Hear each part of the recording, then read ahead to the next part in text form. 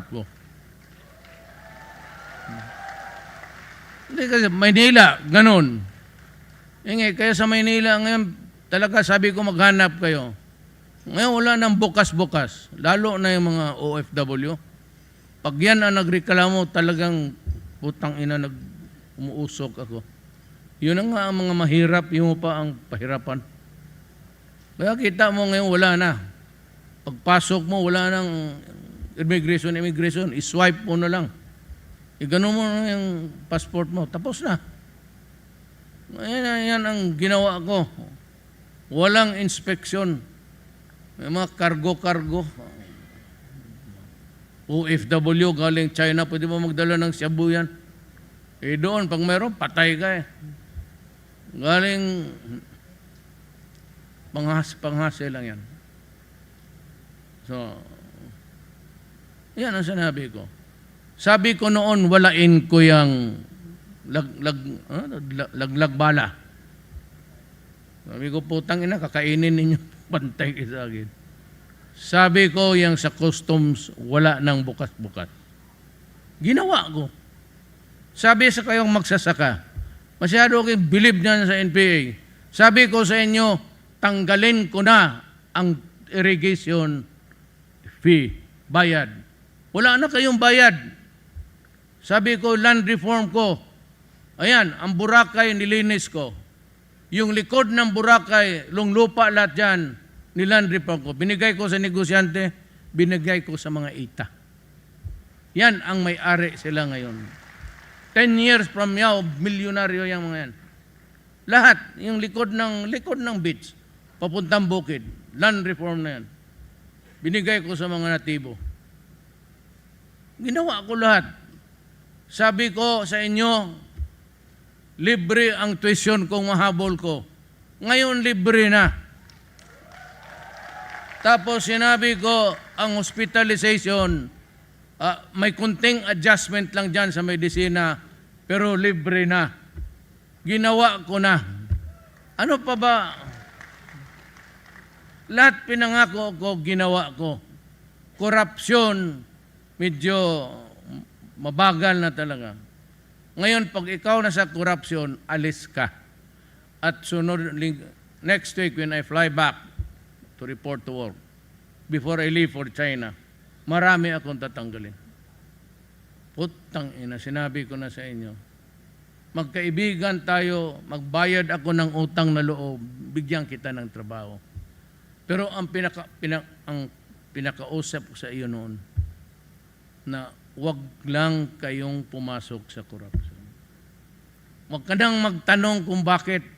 Ito ba si Duterte, malini? Wag na. Basta sa panahon ko, wag yan. Ayaw ko. 3 years kung gusto mong tatanggal yan. Ilan na kayang cabinet members sa pinatalsik ko? 5? 6? Lahat ng pinangako ko, binigay ko. Sabi ko sa mga pulis, wala nang abuso, wala nang. Ngayon, kung nandiyan kayo, pasensya kayo. Hindi talaga ako sumasanto. Ang korupsyon na ayaw ko. Yan lang. All you have to do is to resist. Pag hiningian ka. Yung korupsyon sa itaas, papel-papel, may tama yan. Tingnan mo. Hintay lang kayo. Sabi ko, basta wala, as in wala. O ngayon, baka maubusan ako ng panahon, nanginginig na kayo kasi alam ko, nabasa kayo.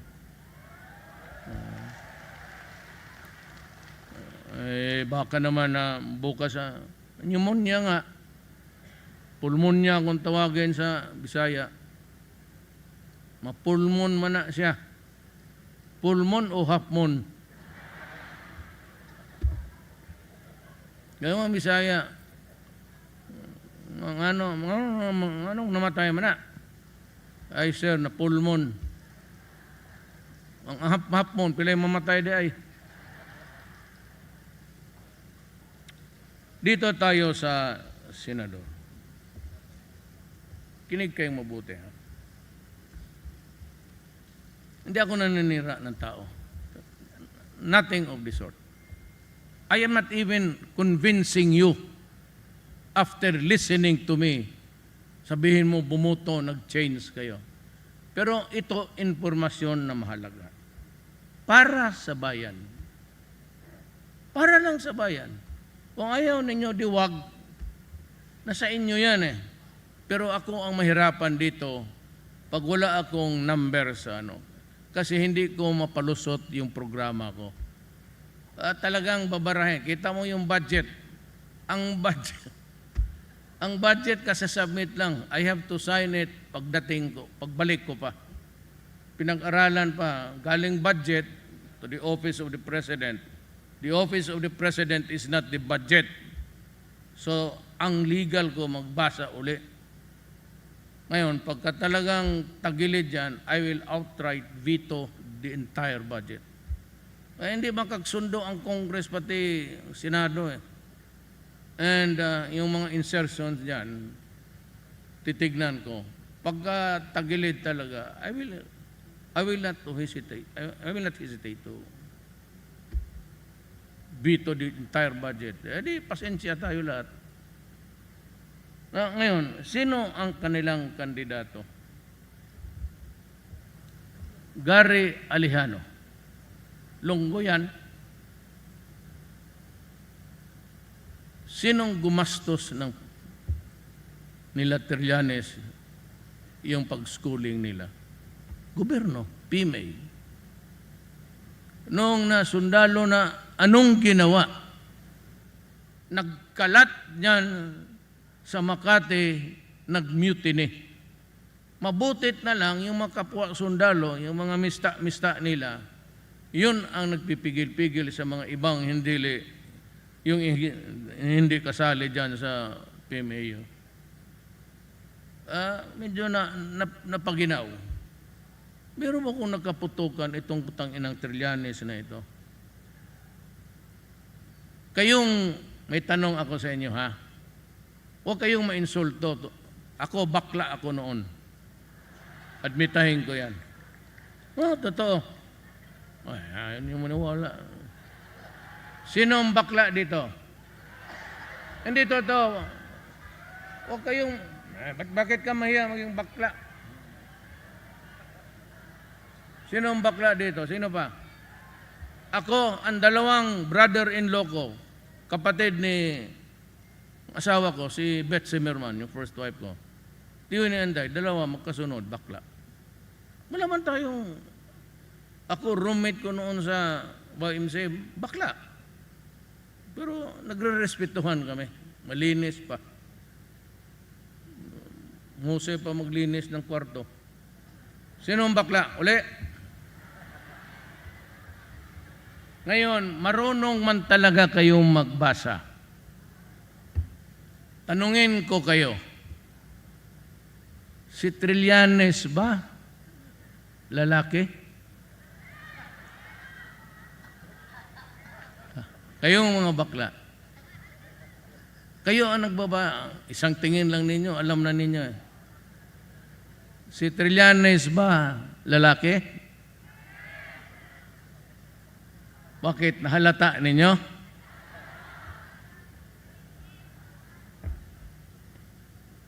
Trillanes, hindi ako nagsabi niya na tinatanong ko yung mga sister ko na bakla. Kasi ikaw, halata kita. Oo. Dalawa, tatlong tingin ko lang. Kasi ako bakla. Walang ginato. Tapos mayabang. Hala, sige yung basura. Tingnan ninyo yung basura niya, wala namang pera ng gobyerno. Yung law office ni Inday, yung aking motorcycle shop. Nagninegosyo ako dahil lahat ng motorista dito, tanungin mo yung Thunderbirds. Lahat dito nagninegosyo. Hindi negosyo yung palitan, tapos magbili, bago, mag-upgrade. Gano'n yan, tanungin ninyo yan sila. Pero wala namang sinabi na may kinuha ako ng pera. Kung diyan lang ang issue mo sa akin, druga mo. inimbento. But anyway, just wait. Just wait. Anong ginawa nito? Wala.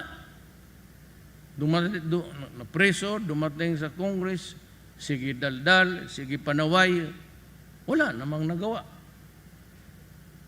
His only claim to greatness dito is that he is in Ilonggo. Is that enough? Is that enough? To claim, sabi mo, ako, may ginawa ako dito pa. And because you are in Ilonggo, you'd be believed. Wala talaga. Bam Aquino.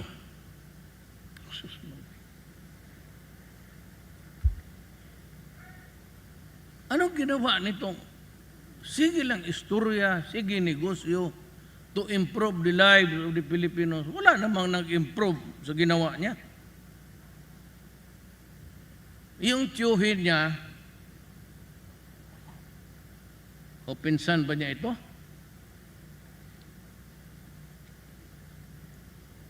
Ngoro yung si Ninoy. Pero itong dalawang sumunod na Aquino,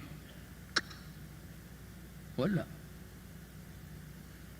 What is his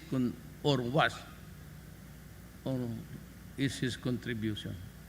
Matanong ko lang kayo, yung magtinginan tayo sa mata. Lalabas ako. Ano? Sige, mayabo yan.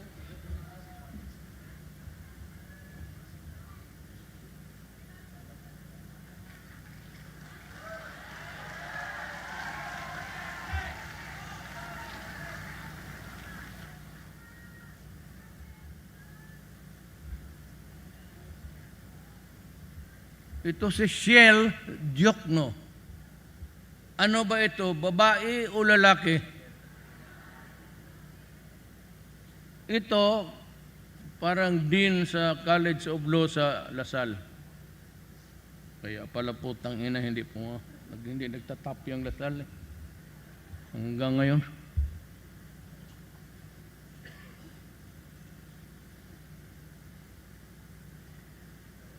Anong ginawa niya? Wala. Sige lang criticize tapos hindi naman marunong. Tinanong siya, anong nagawa ni Duterte? No smoking. Putang ina. An intellectual bankruptcy. Kinakikita mo na libre na nga lahat. Pati ang kamatayan, libre na rin. At least sa panahon ko, libre kang mamatay. Gumawa ka lang ng krimen dyan. Itong Shell Diokno na ito, wala kundi mag-ano ng human rights. Doon sa kabila, sige, defensa doon sa Defense Council sa puro mga leftist, mga komunista. Sino ba nagsisira ng buhay natin dito ngayon? Why is it that the countryside cannot develop fully? Why in Mindanao, the large multinational corporations who want to do business by the thousands of hectares cannot make the first progressive moves? Why? Because sinisira na, sinusunog nila. So mga tao doon, walang sweldo hanggang ngayon. At ang gobyerno naman, ibigay ang lupa, ang maibigay ko seedlings lang, pati abono. At least ngayon, mayroon na ako. Panahon ko mayroon. But wala. Ang market nila, kung magtanim sila ng pineapple, may mapagbilihan sila.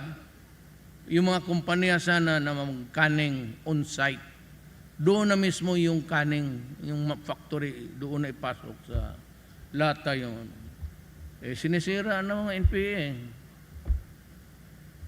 Ganon kayo. Hilbay, ganon rin. Solicitor General, kuno. Wala namang ginagawa. Kung hindi sino ganing girlfriend ito?